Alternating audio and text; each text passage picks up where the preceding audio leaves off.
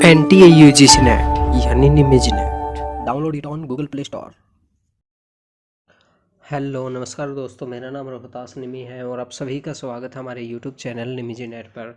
दोस्तों आज हम बात करने वाले हैं पीपल एंड एनवायरनमेंट के अंदर जैविक विविधता सम्मेलन यानी कि कन्वेंशन ऑन बायोलॉजिकल डाइवर्सिटी। दोस्तों इसमें से बहुत से क्वेश्चन आज तक आए हैं और आगे भी इसमें से क्वेश्चन आने की संभावना है, जैसे कि रामसर सम्मेलन हो गया, हमारा पृथ्वी सम्मेलन हो गया, और क्योटो प्रोटोकॉल है उसमें से क्वेश्चन आए हैं, मॉन्ट्रियल प्रोटोकॉल है उसमें से क्वेश्चन आए हैं। तो दोस्तों ये सभी टॉपिक करना हमारे लिए बहुत ज़्यादा ज़रूरी है। तो दोस्तों इस वीडियो का पूरा देखना और ध्यान से देखना, क्योंकि ये वीडियो आप सभी के लिए बहुत ज़्यादा इंपॉर्टेंट होने वाली है।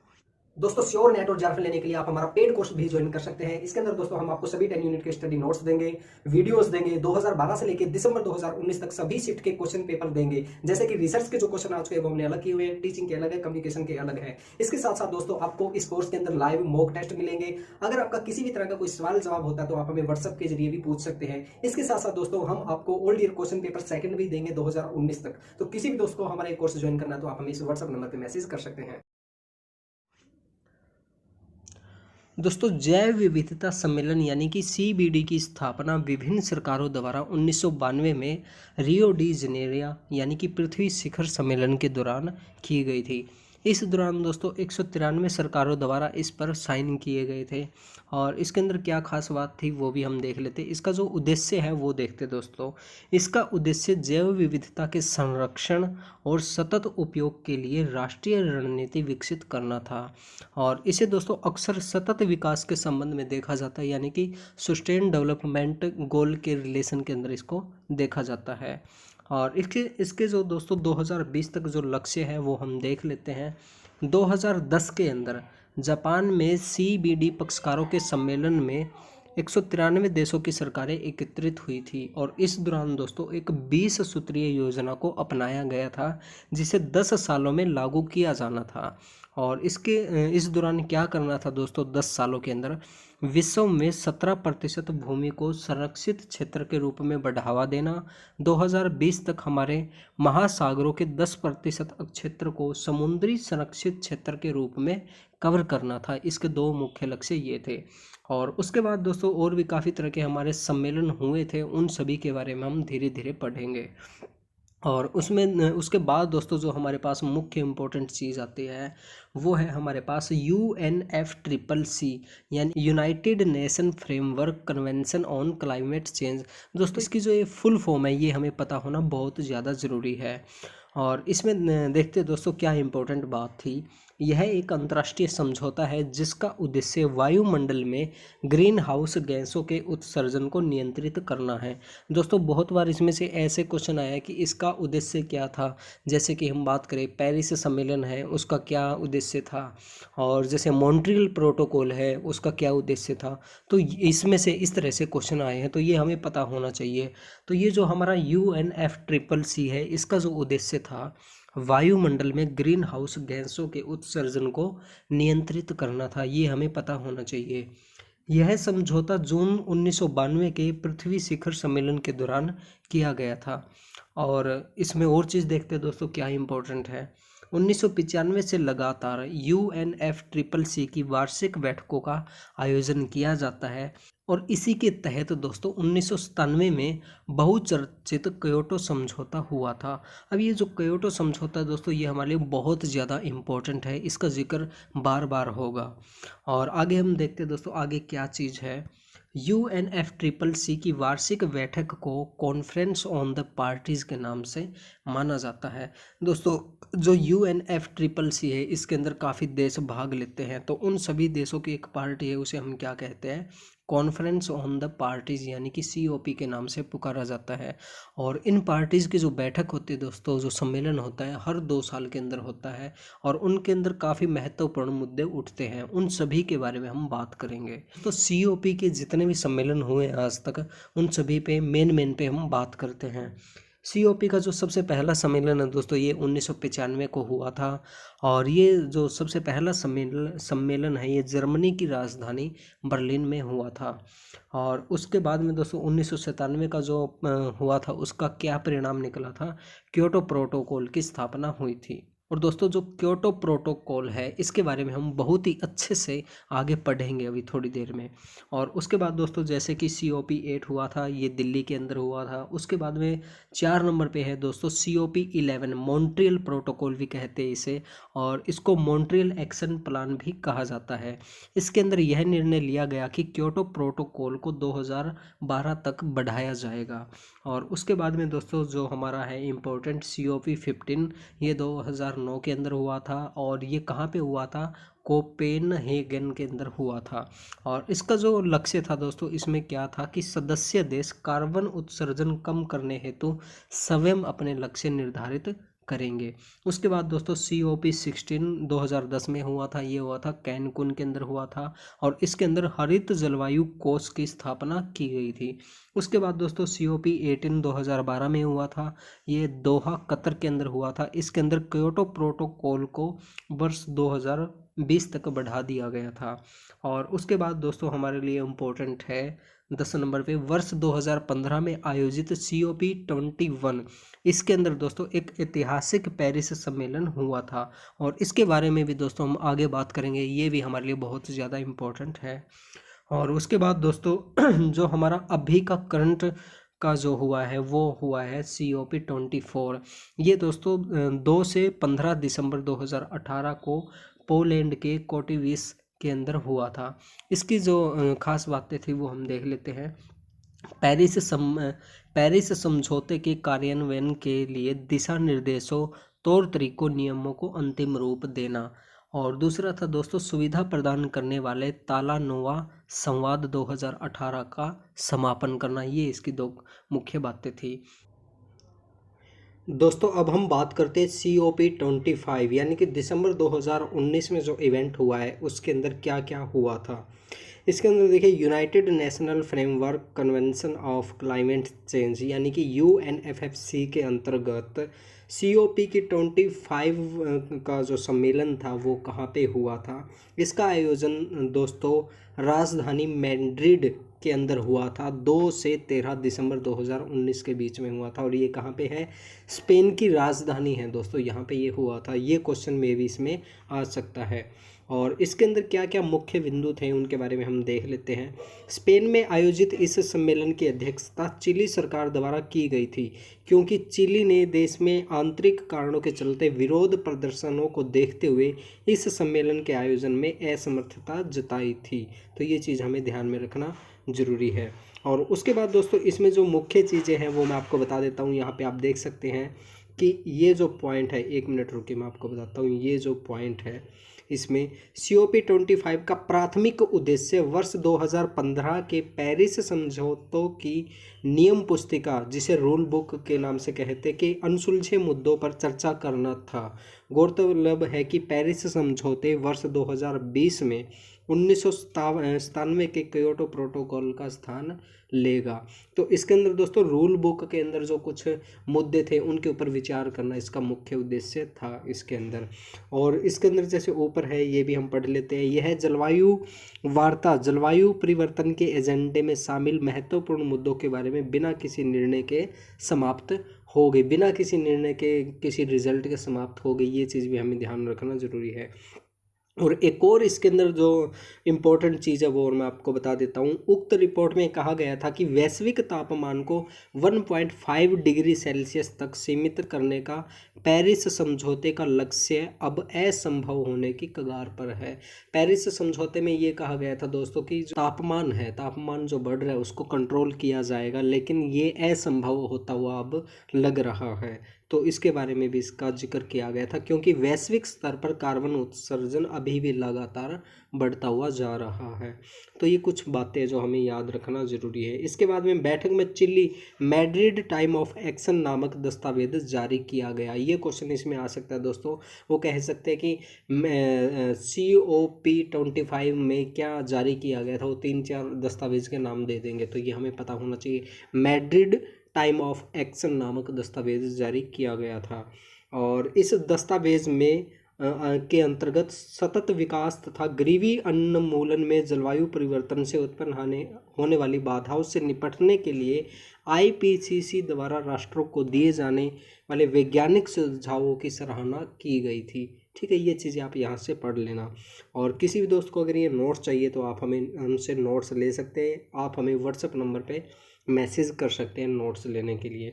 और आगे दोस्तों जो इम्पोर्टेंट है हमारे लिए 2020 में COP26 जो 2020 के अंदर होने वाली थी, लेकिन ये कोरोना वायरस की वजह से स्थगित कर दी गई है। इसके बारे में भी कुछ चीज़ें हम पढ़ लेते हैं यहाँ पे।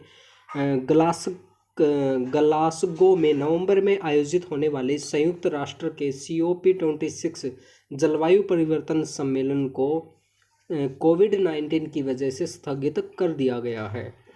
यह निर्णय जलवायु परिवर्तन पर संयुक्त राष्ट्र कन्वेंशन फ्रेमवर्क के COP ब्यूरो ने यूको और इतालवी भागीदारी के साथ मिलकर किया है। और इसके अंदर दोस्तों एक जो इम्पोर्टेंट चीज़ थी इसके अंदर वो हम पढ़ लेते हैं। ग्लासगो में आयोजित किए जाने वाले इस सम्मेलन की 2021 में नई तारीखों का ऐलान यूके द्वारा इटली के साथ साझेदारी में अन्य सदस्यों के साथ चर्चा के बाद किया जाएगा। यानी कि जो COP26 की नई तारीख क्या होगी वो अभी डिसाइड नहीं है, वो आगे आने वाले समय में डिसाइड होगी। तो ये कुछ चीज़ें दोस्तों इसके अंदर। और आगे हम बात करते हैं दोस्तों जो हमारी प्रोटोकॉल है काफ़ी इंपॉर्टेंट, उन पे हम बात करते हैं। सबसे पहले दोस्तों हमारे पास नगोया प्रोटोकॉल, ये 2011 के अंदर हुई थी। नगोया प्रोटोकॉल जिसे ABC प्रोटोकॉल भी कहा जाता है। और ये क्या है दोस्तों, आनुवंशिक संसाधनों की पहुंच व लाभ साझेदारी से संबंधित है। इस प्रोटोकॉल को जापान के नगोया में अपनाया गया था और 10वें सम्मेलन के दौरान 29 अक्टूबर 2010 को इसे स्वीकार किया गया था।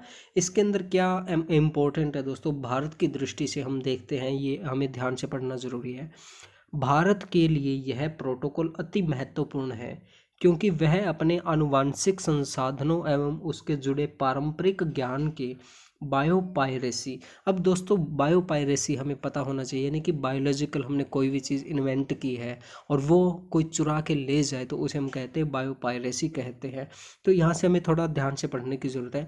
आनुवंशिक संसाधनों एवं उससे जुड़े पारंपरिक ज्ञान, यानी कि हमारे देश के अंदर बहुत पारंपरिक ज्ञान है दोस्तों, तो उसकी कुछ चोरी हो गई थी।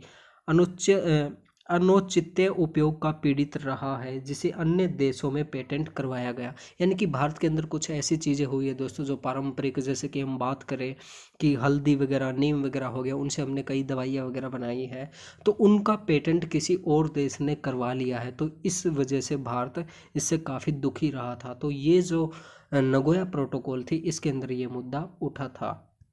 तो ये हमारे लिए काफ़ी इम्पोर्टेंट है। और उसके बाद हम बात करें दोस्तों, हमारे पास है जैव सुरक्षा पर कार्टगेना प्रोटोकॉल 2000 के अंदर हुई थी। इसके अंदर क्या था दोस्तों, इसे 29 जनवरी 2000 को स्वीकार किया गया था और मानव स्वास्थ्य को कोई नुकसान नहीं पहुंचे। यानी कि इसके अंदर ये बात कही गई है कि दोस्तों जो हम परिवहन वगैरह चला रहे हैं वो इस तरीके से चलाएं जिससे हमारा काम भी बन जाए और हमें हमारे स्वास्थ्य पर, हमारी जो पर्यावरण है उस पर किसी भी तरह का कोई नुकसान ना हो। इसके अंदर ये बात कही गई थी। और उसके बाद है दोस्तों उसके बाद है दोस्तों हमारे पास आईची जैव विविधता लक्ष्य है।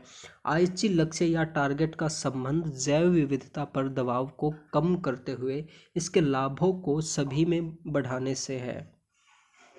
दोस्तों इसका मतलब ये है कि हमारे ऊपर जो जैव विविधता का दबाव है वो ज़्यादा ना डाला जाए और उसको, उस दबाव को कम करके उसका जो लाभ है वो सभी को दिया जाना चाहिए। इसका मतलब ये है।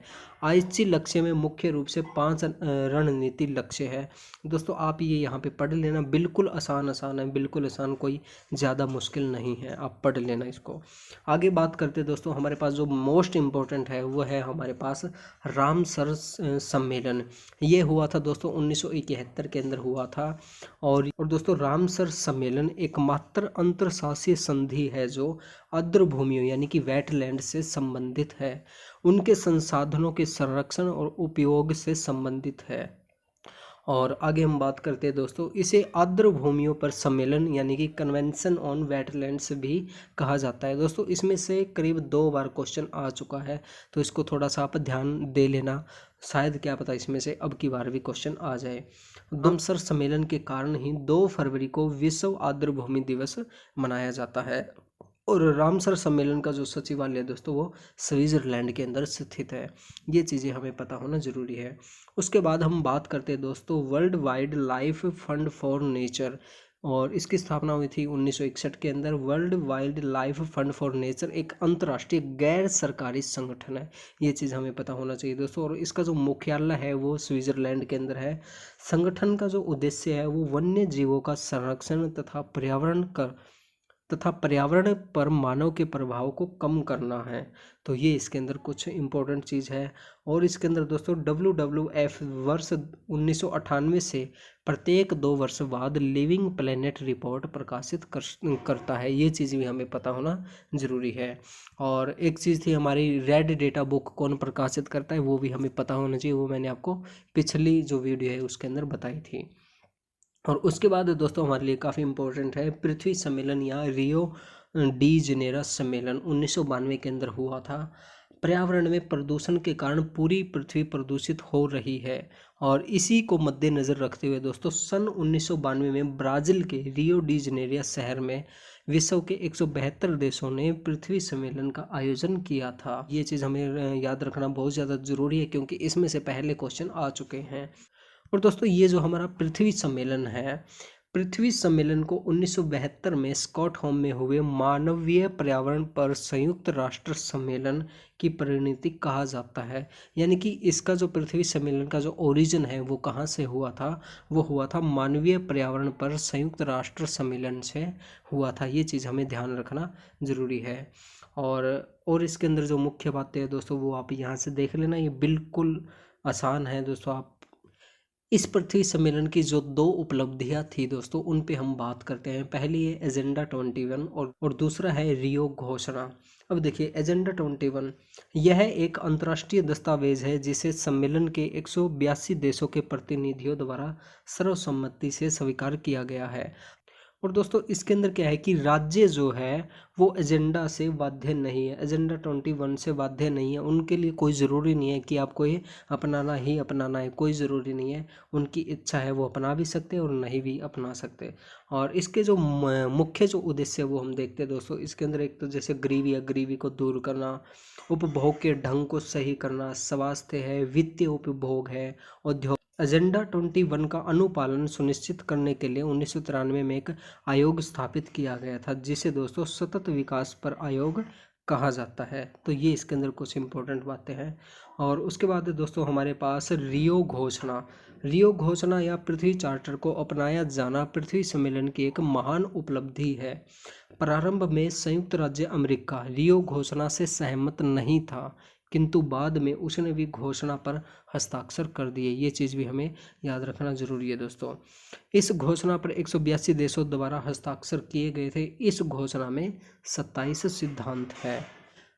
आगे दोस्तों हमारे पास काफ़ी इम्पोर्टेंट वो है क्योटो प्रोटोकॉल। 1997 के जापान के क्योटो शहर में भूमंडलीय ताप वृद्धि को रोकने के लिए एक अंतर्राष्ट्रीय सम्मेलन का आयोजन किया गया था। अब दोस्तों इसमें से ये क्वेश्चन आ सकता है कि जो क्योटो प्रोटोकॉल है वो क्यों स्थापित की गई थी, तो उसका उद्देश्य था दोस्तों भूमंडलीय ताप वृद्धि को रोकने के लिए।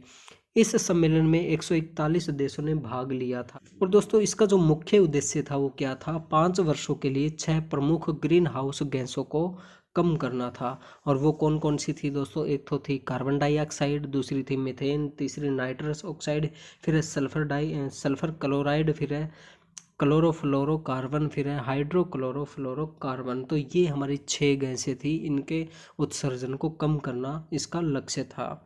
और इसके अंदर क्या है दोस्तों वो भी हम देख लेते हैं। इसकी जो पहली अवधि थी दोस्तों वो कितनी थी, 2008 से लेके 2012 तक थी। और उसके बाद दोस्तों इसकी जो अवधि थी उसे बढ़ा दिया गया था, और वो कितनी हो गई थी दोस्तों, 2013 से लेके 2020 तक हो गई थी। अब आगे बात करते हैं दोस्तों हम पेरिस समझौता 2015। ये दोस्तों हमारे लिए बहुत ज़्यादा इम्पोर्टेंट है, क्योंकि इसमें से पहले क्वेश्चन आ चुके हैं और आगे भी इसमें से क्वेश्चन आने की संभावना है।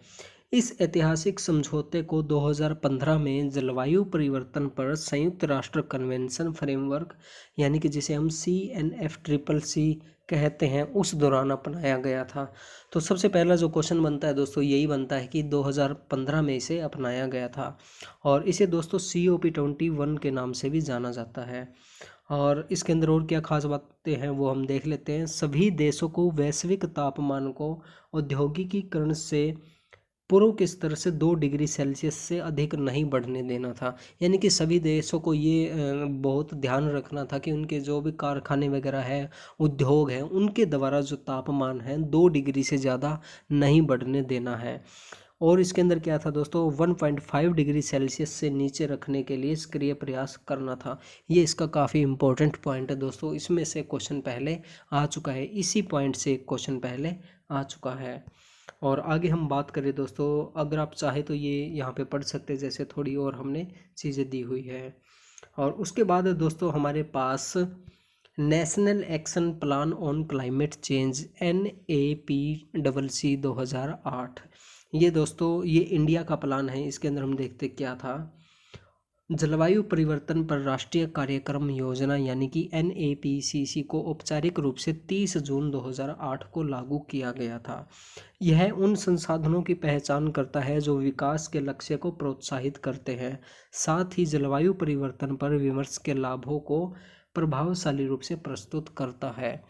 और इसके अंदर दोस्तों जो मुख्य चीज़ है, मुख्य इसके 8 मिशन है दोस्तों। तो वो 8 मिशन हम एक बार देख लेते हैं। इसका एक तो है राष्ट्रीय सौर मिशन, और फिर है विकसित ऊर्जा दक्षता के लिए राष्ट्रीय मिशन, फिर है सुस्थिर निवास पर राष्ट्रीय मिशन, फिर है राष्ट्रीय जल मिशन। और इस तरह से दोस्तों ये 8 मिशन है, 8 के 8 आप एक बार पढ़ लेना दोस्तों। इन 8 को आप एक बार पढ़ लेना, क्या पता इसमें से कोई क्वेश्चन आ जाए। दोस्तों आज के लिए बस इतना ही। अगर आपको हमारी वीडियो अच्छी लगी तो इस वीडियो को लाइक कीजिए, शेयर कीजिए, कमेंट कीजिए। और दोस्तों अगर आपने अभी तक हमारा चैनल सब्सक्राइब नहीं किया तो प्लीज़ हमारे चैनल को सब्सक्राइब कर लीजिए और घंटे का बटन ज़रूर दबाइए, ताकि आप हमारी आने वाली वीडियोज़ को आसानी से देख सकें। थैंक यू दोस्तों आज के लिए बस इतना ही। अगर आपको हमारी वीडियो अच्छी लगी तो इस वीडियो को लाइक कीजिए, शेयर कीजिए, कमेंट कीजिए। और दोस्तों अगर आपने अभी तक हमारा चैनल सब्सक्राइब नहीं किया तो प्लीज़ हमारे चैनल को सब्सक्राइब कीजिए और घंटे का बटन ज़रूर दबाइए, ताकि आप हमारी आने वाली वीडियोज़ को आसानी से देख सकें। थैंक यू दोस्तों।